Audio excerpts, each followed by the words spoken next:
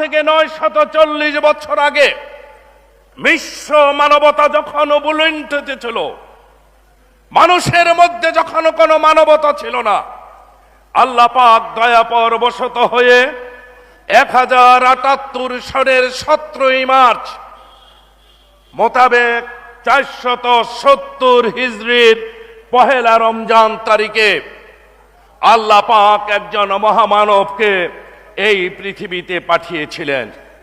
আর সেই মহামানবের নাম হলো মাহবুবে রব্বানী, কুতুবে সুবানী, পিরানে পীর, দস্তপীর, বড় পীর শেখ মোহাম্মদ মহিউদ্দিন, যিনি এই দেশে বড় পীর নামেই পরিচিত। বড় পীর আব্দুল কাদের জিলানী রহমতুল্লাহ সন্তানের সংখ্যা ছিল 49 জন। তার মধ্যে তার 27 জন ছিল পুত্র সন্তান, কন্যা সন্তানের সংখ্যা ছিল 22 জন। বড় পীর আব্দুল কাদের জিলানী রহমতুল্লাহ 12তম পুত্র সন্তানের নাম ছিল শেখ মোহাম্মদ জিয়াউদ্দিন আবু বকর রহমতুল্লাহ, যিনি 1134 খ্রিস্টাব্দে জন্মগ্রহণ করেছিলেন। শেখ মোহাম্মদ জিয়াউদ্দিন আবু বকর রহমতুল্লাহ 7ম পুত্রের নাম ছিল শেখ মোহাম্মদ জহির। শেখ মোহাম্মদ জহিরের পুত্রের নাম ছিল শেখ আবু দাউদ। শেখ আবু দাউদের পুত্রের নাম ছিল শেখ মোহাম্মদ হাসান। শেখ মোহাম্মদ হাসানের পুত্রের নাম ছিল শেখ মোহাম্মদ মনসুর।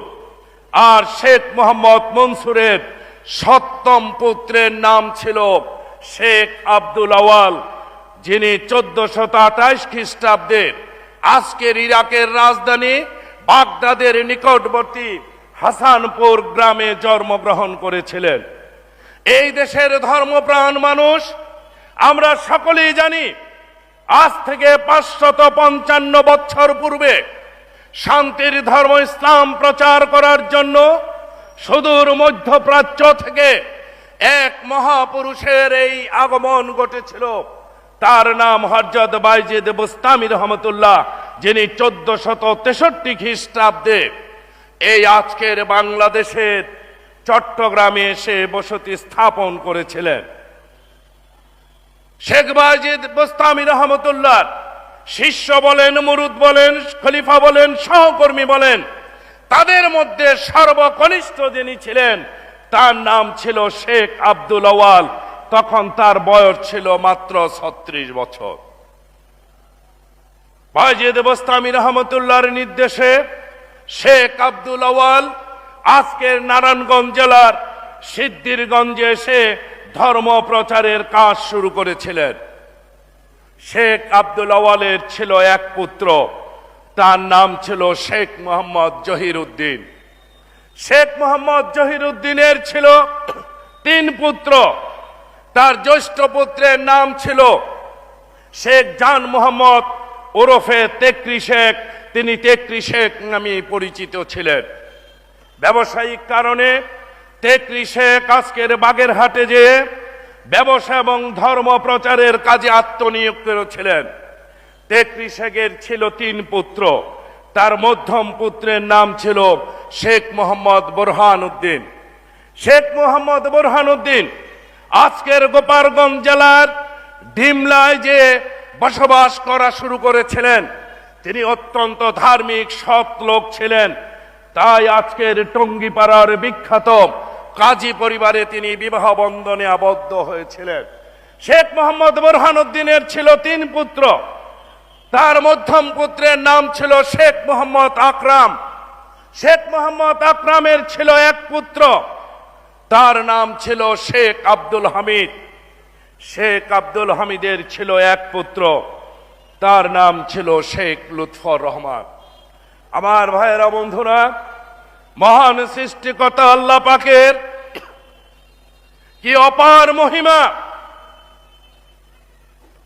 1078 সনের 17 মার্চ তারিখে বড় পীর আব্দুল কাদের জিলানী রহমতুল্লাহকে তিনি পৃথিবীতে পাঠিয়েছিলেন।